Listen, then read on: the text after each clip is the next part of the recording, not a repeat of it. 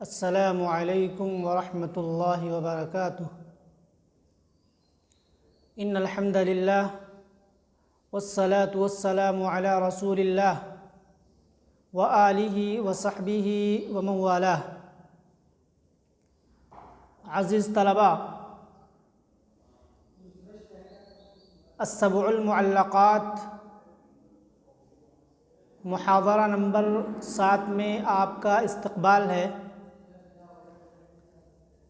آج کے درس میں ہم اور آپ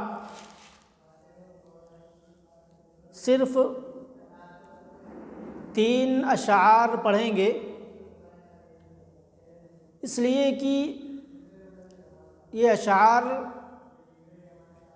تھوڑے تفصیل طلب ہیں۔ تو آج جو پہلا شعر ہم اور آپ پڑھیں گے وہ ہے فَجِئْتُ وَقَدْ نَضَّتْ لِنَوْمٍ ثِيَابَهَا لَدَى السِّتْرِ إِلَّا لِبْسَةَ الْمُتَفَضِّلِ۔ مفردات دیکھیں۔ جِئْتُ، فَجِئْتُ میں جو فا ہے وہ فائے عاطفہ ہے اور اس کا عطف تجاوزتو پر ہے۔ جئتو جاء یجیء باب ضربہ سے، جس کا معنی ہوتا ہے آنا۔ وقد نضت، نضت یہ فعل ماضی ہے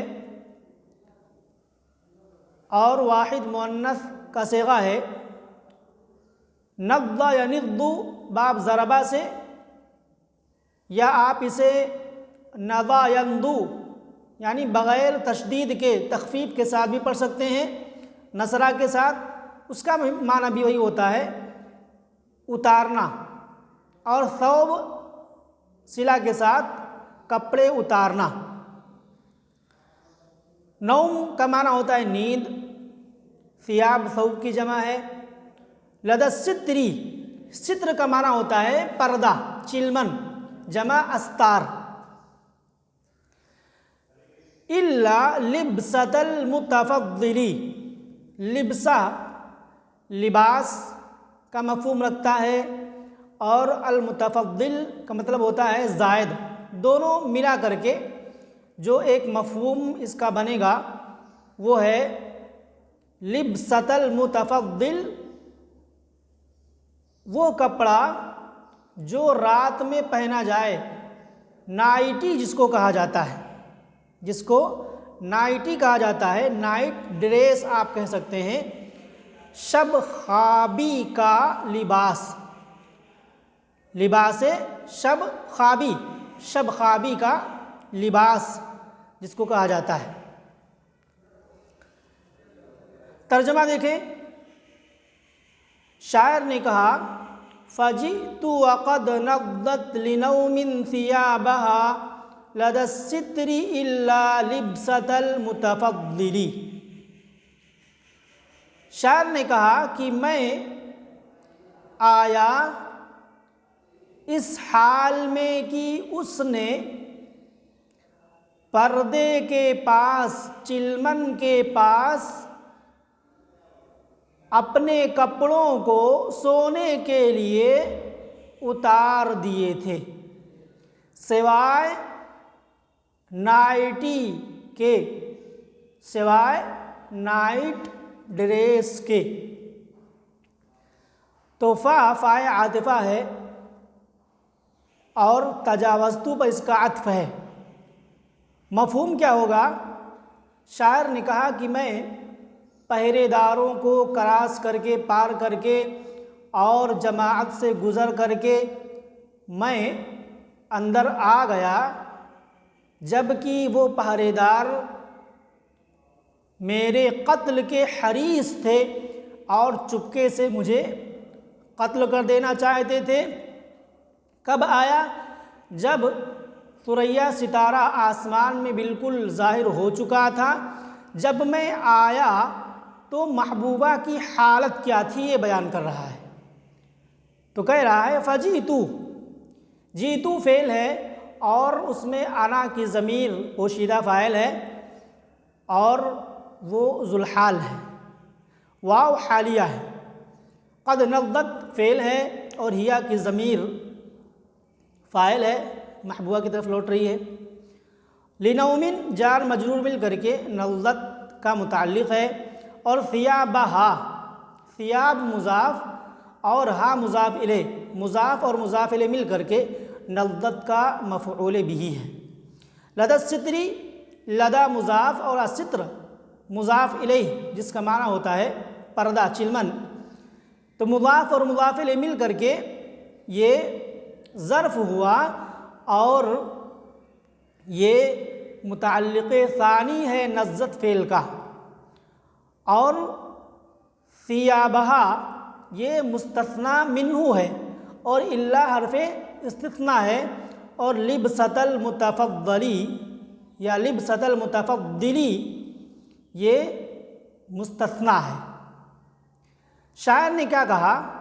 شاعر نے کہا کہ جب میں محبوبہ کے پاس پہرے داروں کو کراس کر کے پہنچا تو اس کی حالت کیا تھی؟ اس کی حالت یہ تھی کہ اس نے سونے کے لیے اپنے کپڑوں کو پردے کے پاس اتار دیے تھے سوائے نائٹی ڈریس کے، وہی ایک کپڑا پہنے ہوئی تھی۔ کیا کہنا چاہتا ہے شاعر؟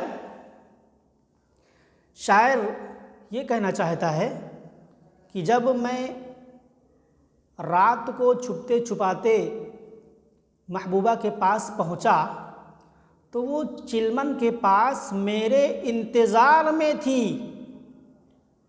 میرے انتظار میں تھی، اور کپڑے محض اہل خانہ کو، گھر والوں کو دکھانے کے لیے اتار دیے تھے کہ سونے کا ارادہ کر رہی ہے، تاکہ وہ لوگ سمجھیں کہ سونے کا ارادہ کر رہی ہے اور اس کی تیاری میں کپڑے اتار دیے ہیں، صرف نائٹی ڈریس پہنے ہوئے ہے، تو وہ بھی تیار تھی اس کے ساتھ چپکے سے گھر سے نکل جانے کے لیے۔ تو اس میں یعنی شعر میں شاعر اپنی محبوبہ کی عقل مندی اور اس کی یعنی ذہانت کی تعریف کر رہا ہے اور یہ بتلا رہا ہے کہ وہ مجھ سے کتنی محبت کرتی تھی کہ میرے انتظار میں تھی اور میرے ساتھ وہاں سے نکل کر کے چپکے سے چلے جانے کے لیے بالکل تیار تھی، یہ شاعر کہنا چاہتا ہے۔ تو یہ ایک شعر ہوا، فجئت وقد نزت لنوم ثيابها لدى الستر الا لبست المتفضلی۔ اب جب شاعر امرؤ القیس محبوبہ کے پاس رات میں پہرے داروں کو کراس کر کے اس کے پاس پہنچ گیا تو اس نے کیا کہا؟ فقالت یمین اللہ ما لک حیلۃ وما ان ارى عنک الغوایۃ تنجلی۔ فقالت تو اس نے کہا، کس نے کہا؟ محبوبہ نے کہا۔ یمین، یمین کا معنی ہوتا ہے قسم، یمین اللہ کا کیا معنی ہوا؟ اللہ کی قسم، قسم کھاتی ہے، اور یمین کی جمع ایمان آتی ہے۔ اور حیلہ، حیلہ کا مطلب ہوتا ہے حیلہ، بہانہ، تدبیر، چال، جمع حیل، حیلۃ کی جمع حیل آتی ہے۔ اور الغوایہ، الغوایہ کا معنی ہوتا ہے گمراہی، عشق کی گمراہی۔ تو الغوایہ یہ مصدر ہے، اس کا معنی ہوتا ہے گمراہی، لیکن مراد یہاں پر عشق کی گمراہی ہے۔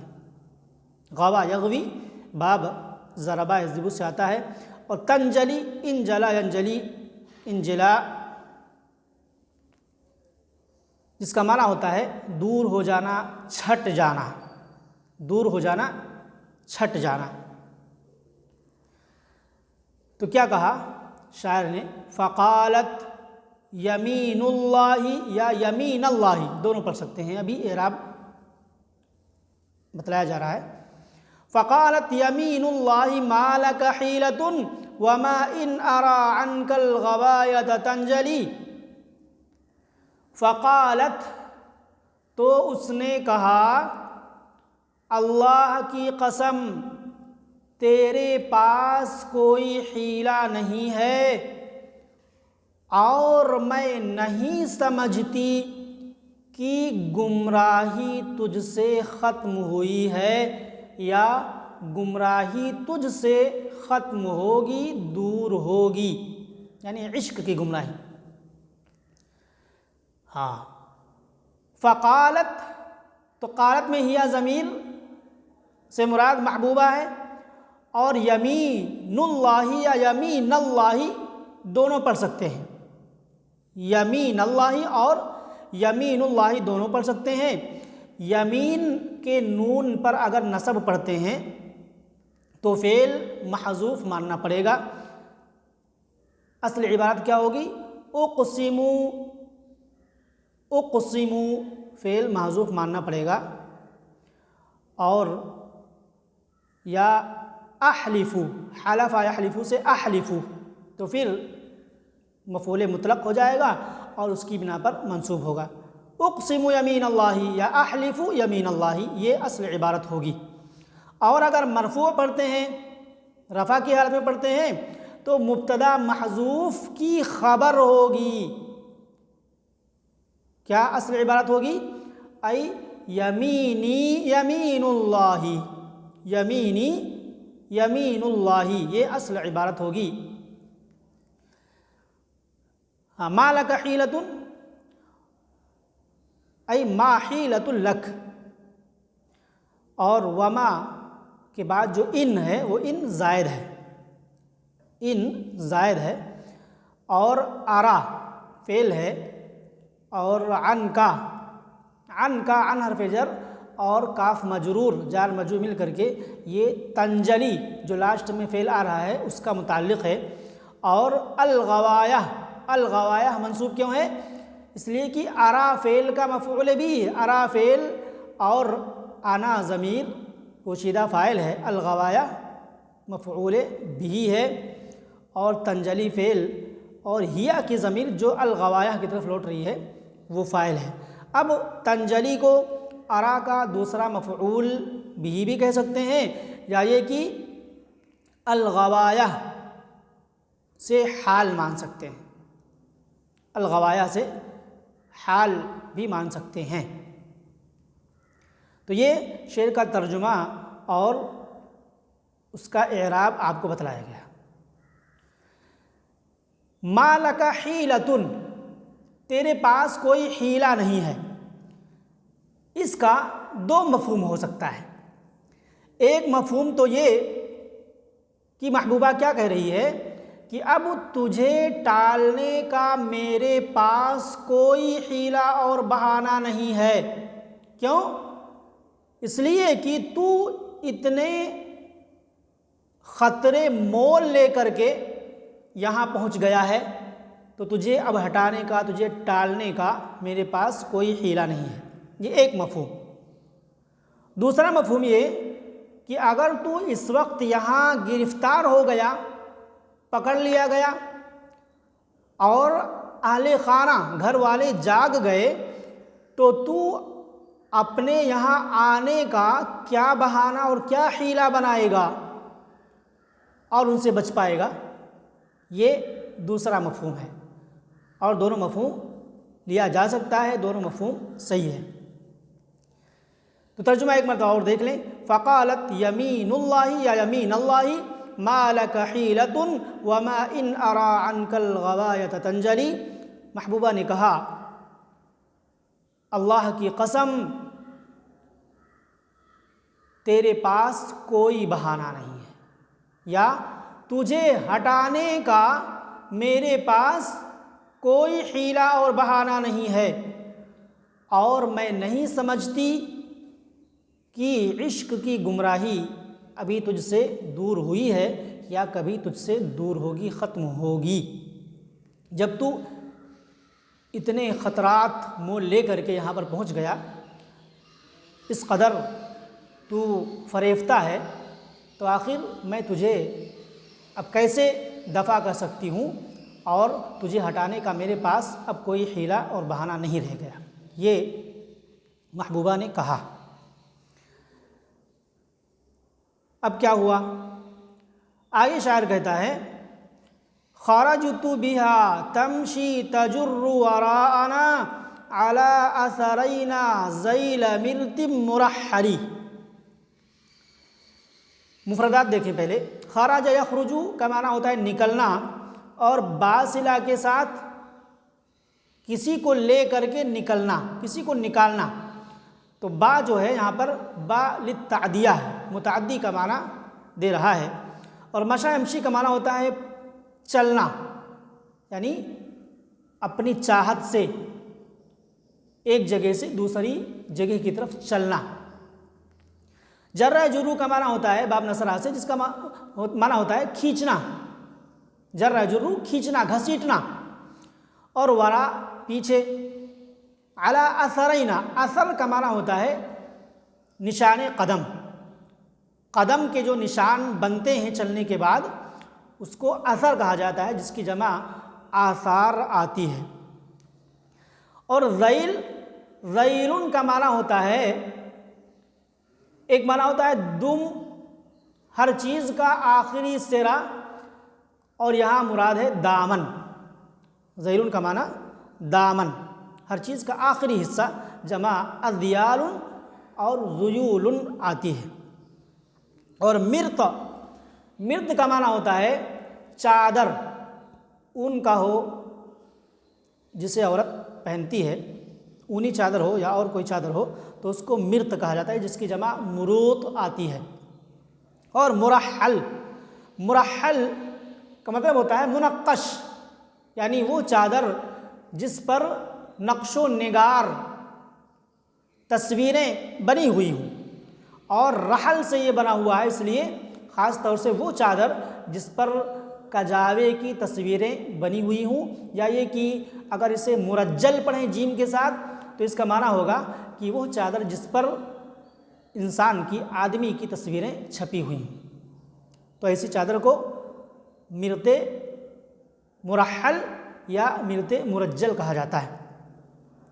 کیا کہا شاعر نے کہ جب میں وہاں پہنچا تو اس نے کہا اللہ کی قسم اب تمہارے پاس کیا حیلہ اور بہانہ ہوگا اگر یہاں پر پکڑے گئے۔ اس کے بعد کہا کہ میں نہیں سمجھتی کہ آپ سے عشق کی گمراہی ختم ہوئی ہے۔ شاعر کہتا ہے خرجت بہا، میں اسے لے کر نکلا، میں اسے لے کر کے نکلا، اس حال میں کہ وہ ہمارے پیچھے ہمارے قدموں کے نشانات پر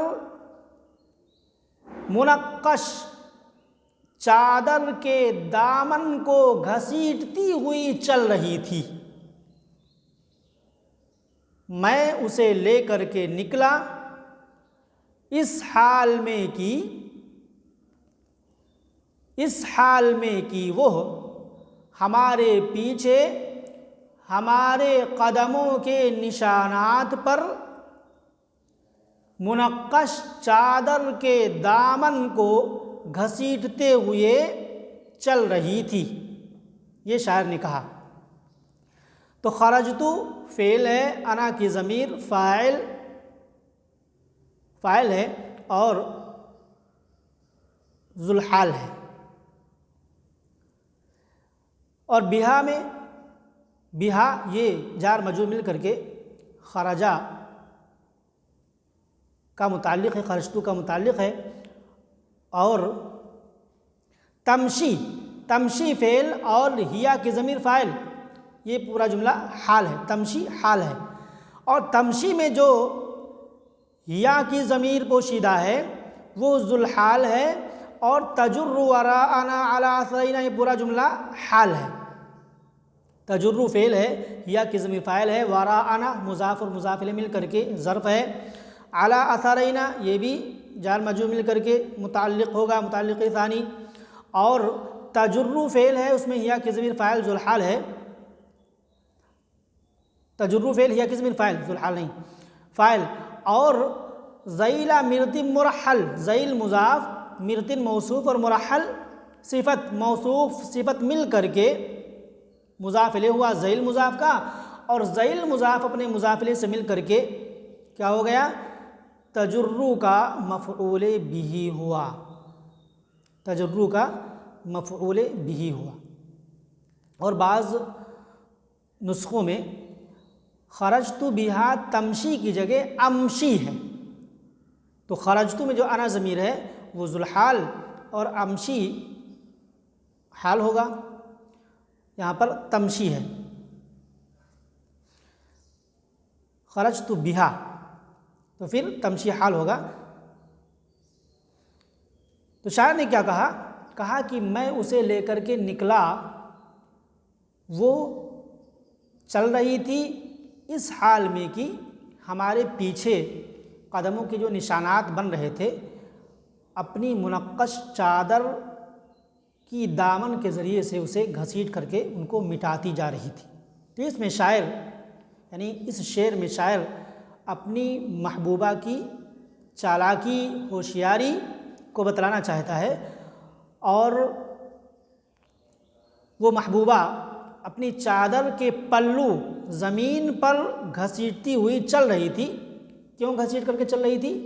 تاکہ کوئی ہمارے پیروں کے نشانات سے پتہ نہ لگا لے، کسی کو پتہ نہ ہو جائے کہ قدموں کے نشانات اس طرف جا رہے ہیں تو ہمارے پیچھے پیچھے آ کر کے ہمیں پکڑ لیں، اس لیے وہ نشانات اپنی چادر کے ذریعے سے گھسیٹتے ہوئے چل رہی تھی تاکہ وہ نشانات مٹ جائیں اور کسی کو پتہ ہی نہ چلے۔ اس لیے کہ عرب کے لوگ قیافہ شناس تھے، قیافہ فن قیافہ اور علم قیافہ میں بہت ہی مہارت رکھتے تھے، جیسا کہ شاعر میر تسکین دہلوی نے اپنے شعر میں کہا ہے کہ ابھی اس راہ سے کوئی گیا ہے، ابھی اس راہ سے کوئی گیا ہے، کہے دیتی ہے شوخی نقش پا کی۔ تو پاؤں کے نقش نشانات دیکھ کر کے عرب کے لوگ پتہ لگا لیا کرتے تھے کہ ادھر سے کوئی گیا ہے۔ تو اس میں تو کوئی مشکل نہیں ہے کہ پاؤں کے نشانات کو دیکھ کر کے یہ پتہ لگا لیا جائے کہ ادھر سے کوئی گیا ہے، لیکن اتنے ماہر تھے عرب کے لوگ کہ پاؤں کے نشانات دیکھ کر کے یہ بھی پتہ لگا لیتے تھے کہ ادھر سے کس قبیلے کا آدمی گیا ہے، مرد گیا ہے یا عورت گئی ہے، اور ان کا تعلق کس خاندان سے تھا یہ بھی پتہ لگا لیا کرتے تھے، اتنے ماہر تھے، قیافہ شناس تھے۔ اس لیے وہ اپنی چالاکی اور ہوشیاری دکھاتے ہوئے محبوبہ قدموں کے نشانات کو اپنی چادر کے دامن کے ذریعے سے مٹاتے ہوئے جا رہی ہے، یہ شاعر بتلانا چاہتا ہے۔